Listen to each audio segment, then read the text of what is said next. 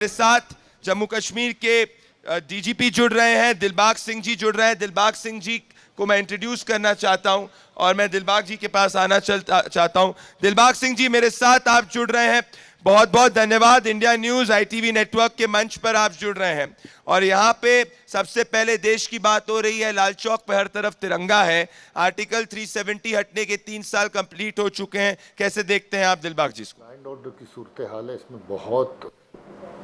फ़र्क आया है। लॉ एंड ऑर्डर के इंसिडेंट्स अगर आप देखेंगे, इसमें जो कमी आई है, कोई 600% कमी इसमें आई है। कहाँ पिछले 3 साल अगर आप देखेंगे, एब्रोगेशन के पहले के और उसके बाद के दोनों कंपेयर करेंगे तो 600% गिरावट है इसके अंदर, जो कि अपने आप में एक बहुत बड़ी तब्दीली है। जहाँ लोगों को अलग अलग तरीके से बहला के, फुसला के, लालच दे के, ब्लैकमेल करके हैंडलर और पाकिस्तान की एजेंसीज़ और बाकी लोग इस्तेमाल करते थे, कहीं स्टोन पेल्टिंग के लिए, कहीं एनकाउंटर साइट जहाँ पर काउंटर टेररिस्ट ऑपरेशन चलता था वहाँ पर स्टोन पेल्टिंग और फोर्सेस के साथ टकराव की सिचुएशन बनाते थे, कहीं एजिटेशनल टेरर की फॉर्म होती थी कि किसी एक मुद्दे को लेकर के इतना बड़ा उसके ऊपर बवाल खड़ा कर देते थे कि उस महीनों भर चलता रहता था। 16 का बुरहानवानी ले लीजिए, कम से कम 7 महीने 8 महीने पर ज़िंदगी धर्म भरम होकर रह गई थी। उसके बाद के वाक़े ले लीजिए, उसके पहले के वाक़े ले लीजिए, कोई एक मुद्दा, कोई एक इशू, शोपियां का केस जो कि बाद में अलग ही नौवियत उसकी निकली, उसको लेकर के इतना बड़ा बवाल पैदा किया। तो जहाँ इस तरह के जो माहौल बना था जिसमें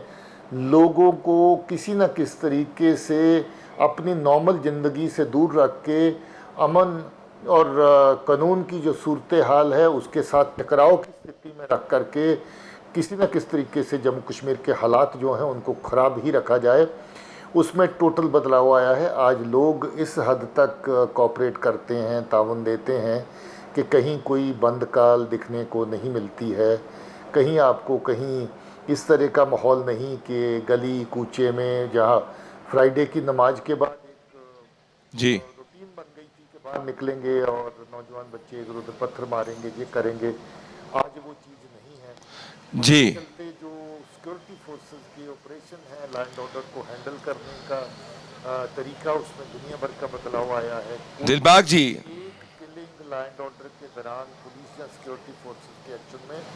नहीं हुई है। दिलबाग जी आपने इस बात करी आतंकी घटनाओं की और आतंकी हमलों की। सीमा पार घुसपैठ पहले एक आम बात हुआ करती थी, क्या इसके अंदर भी आप देखते हैं कि आर्टिकल 370 हटने के बाद कमी आई है? क्योंकि डेटा ये कहता है कि 30% से कम कमी हुई है।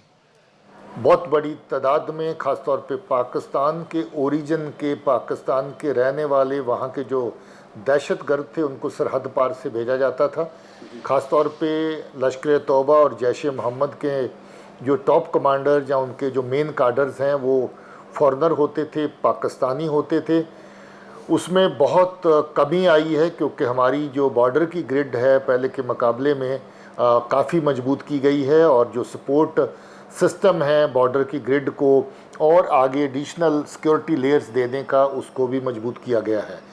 इसके साथ जब से ये सिलसिला सख्ती का हुआ है कि इन्फिल्ट्रेशन फिजिकल तौर पे कम हो पाती है, मुश्किल हुई है, नंबर कम हुए हैं, मगर एक जोर ज़रूर अभी इस वक्त पाकिस्तान में बैठे हैंडलर इस बात पे दे रहे हैं, कहीं ड्रोन का इस्तेमाल, कहीं टनल का इस्तेमाल। टनल पहले भी होती थी मगर ड्रोन एक नया फैक्टर है और वो ड्रोन न सिर्फ हथियार लाने के लिए बल्कि रेडीमेड आईडीज़ लाने के लिए, ग्रेनेड लाने के लिए, नारकोटिक्स लाने के लिए इस्तेमाल की जा रही हैं। ख़ासतौर पे आईबी का सेक्टर जो जम्मू कठुआ सांबा का है काफ़ी बुरी तरह मुतासर है। मगर अच्छी बात यह है कि बहुत सारी ड्रोन के ज़रिए से आने वाली जो खेप है, चाहे वो हथियार हो, नारकोटिक्स हो, वो पुलिस और सिक्योरिटी फोर्सेस और बाकी एजेंसीज मिल करके पकड़ने में कामयाब हुई है। आप कह रहे हैं, आपने ड्रोन का जिक्र किया, तो इस ड्रोन जो पाकिस्तान से ड्रोन्स को भेजा जाने की कोशिश की जा रही है टेरर अटैक्स के लिए, स्पेसिफिक टारगेट्स के लिए, इसको देखकर स्पेसिफिक स्ट्रैटेजी क्या है जम्मू कश्मीर पुलिस की? स्पेसिफिक स्ट्रैटेजी क्या है जिसके तहत आपको लगता है कि इसको काउंटर किया जा सकता है? देखिए, एक नई साजिश पाकिस्तान में बैठे हैंडलर्स की तरफ से जो अभी चली, पुराना जो तरीका मिलिटेंसी तंजीमों के थ्रू चलती थी उसको मॉड्यूल्स के थ्रू चलाने का सिलसिला शुरू किया गया, और ऐसे मॉड्यूल्स बनते हैं जिनका पास्ट रिकॉर्ड मिलिटेंसी के खाते में नहीं होता है, और मॉड्यूल तैयार करते ही उनको दहशतगर्दी की कार्रवाई के लिए उकसाया जाता है, और दहशतगर्दी की कार्रवाई करने के बाद दहशतगर्दी का जो जाल है उसके अंदर फंसा लिया जाता है, ताकि उसके बाद बच्चा घर वालों की अपील पे या पुलिस की मदद से वापस न लौट सके। हालांकि ये अलग बात है कि वो मॉड्यूल ज़्यादा देर तक बच नहीं पाता है, इक्का दुक्का कार्रवाई करने के बाद ही वो मॉड्यूल एक्सपोज हो जाता है। पुलिस बड़ी सतर्कता से काम कर रही है और कुछ ही दिन लगते हैं कि वो मॉड्यूल सारे का सारा जो है वो एक्सपोज होता है, और मॉड्यूल एक्सपोज होने के बाद उसको दिस्तो-नबूद करने की, उसको ख़त्म करने की, डिस्ट्रॉय करने की कार्रवाई कर दी जाती है। मगर ये एक नई साजिश बिल्कुल छोटे बच्चों को जिनकी पास्ट हिस्ट्री नहीं है उनको सोशल मीडिया पे एंगेज करके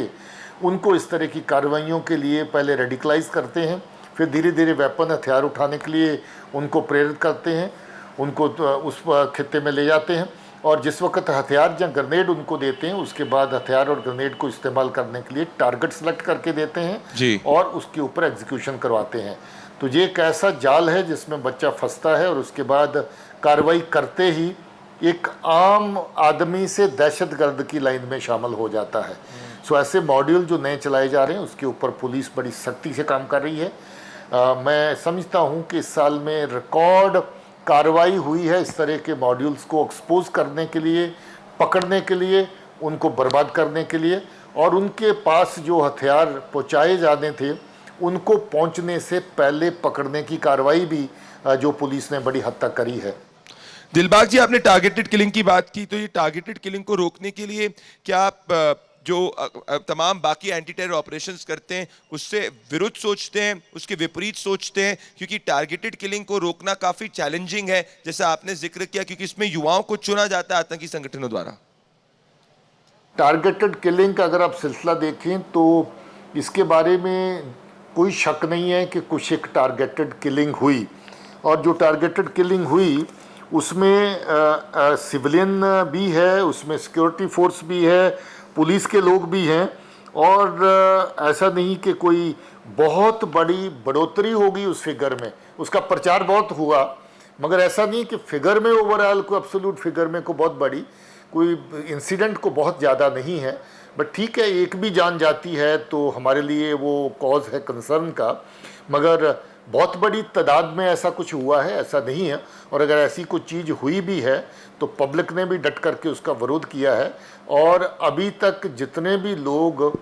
टारगेटेड किलिंग में शामिल थे उनका भी सफाया किया जा चुका है। दिलबाग जी, कुछ समय पहले हमने देखा था कि टारगेटेड किलिंग के साथ में मुझे याद है कि कश्मीरी पंडितों को भी चुन के मारा गया था। सो क्या सरकार कश्मीरी पंडितों को वापस लाने के लिए जो प्रयास कर रही है उसको आप किस तरीके से देखते हैं, और कश्मीरी पंडितों की देखिए, बात ये रहती है कि जब भी कोई पाकिस्तान में बैठी एजेंसीज के हैंडलर जिस टारगेट को सिलेक्ट करते हैं तो उनका ये मकसद रहता है कि आप अथॉरिटीज़ को एम्बेरस करें, आप एक डर का खौफ का माहौल आम लोगों के बीच में पैदा करें, और उसके चलते आप अलग अलग तरह के टारगेट चुनते हैं, चाहे वो बाहर से आकर के मज़दूर जहाँ पर काम करता है, चाहे वो कश्मीरी पंडित भाई जहाँ पर आकर के नौकरी कर रहा है, अपने मुसलमान भाइयों के साथ काम कर रहा है, चाहे वो सिक्योरिटी फोर्स का लोकल लड़का हो जो हमारा बहुत अच्छा लोगों के हक़ में यहाँ पर अमन और शांति को बहाल करने के लिए काम कर रहा हो, या कभी कभी सिक्योरिटी फोर्सेस हों जिनको टारगेट किया जाता है। हर एक चीज़ का कोई ना कोई एक मकसद होता है, और सबसे बड़ा नरेटिव जो लेके चल रहे हैं जी कि बाहर से आकर के नौकरी लोग ले रहे हैं, बाहर से आकर के लोग जहाँ पर बसने की कोशिश कर रहे हैं, जहाँ की डेमोग्राफी ये चेंज हो रही वो चेंज हो रही है, जो कि अपने आप में एक कोरा झूठ है, और एक बहुत ही मैं कहूँगा कि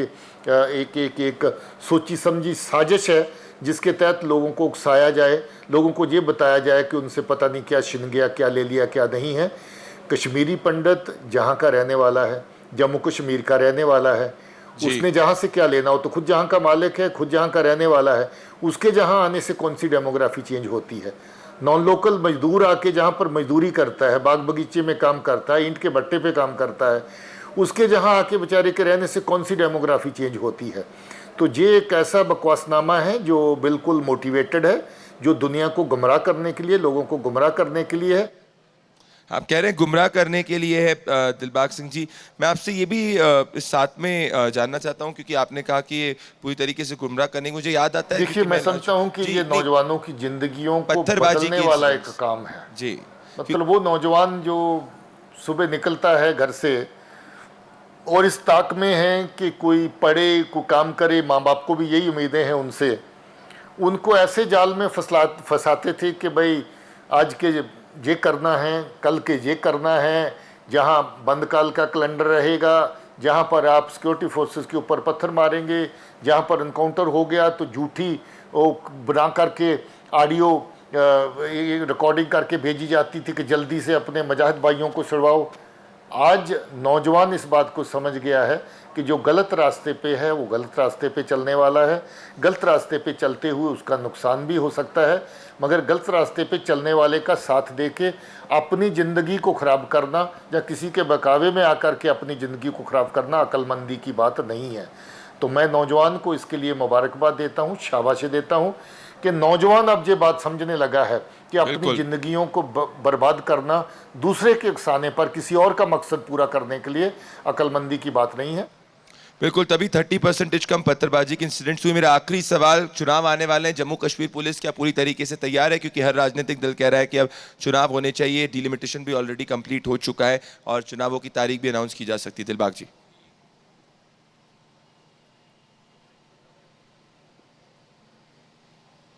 दिलबाग जी, आप सुन पा रहे हैं मुझे? जी। इसके लिए मुझे नहीं लगता कि अभी ये वाजिब टाइम है कमेंट करने का, क्योंकि ये फैसले बाकी अथॉरिटीज़ को पर्टेन करते हैं। मगर जहाँ तक सुरक्षा की दृष्टि से जो भी ज़रूरतें होती हैं, जम्मू कश्मीर पुलिस हमेशा अपना रोल निभाती है और जब भी चुनाव होंगे उसमें जम्मू कश्मीर पुलिस अपना रोल अदा करेगी। और लोग भी जाहिर है कि समझते हैं हालात को, मिजाज को, वक़्त को, तो लोग भी उसके हिसाब से अपने अपनी हिस्सेदारी करेंगे। For more such videos, subscribe to the NewsX YouTube channel, hit the bell icon.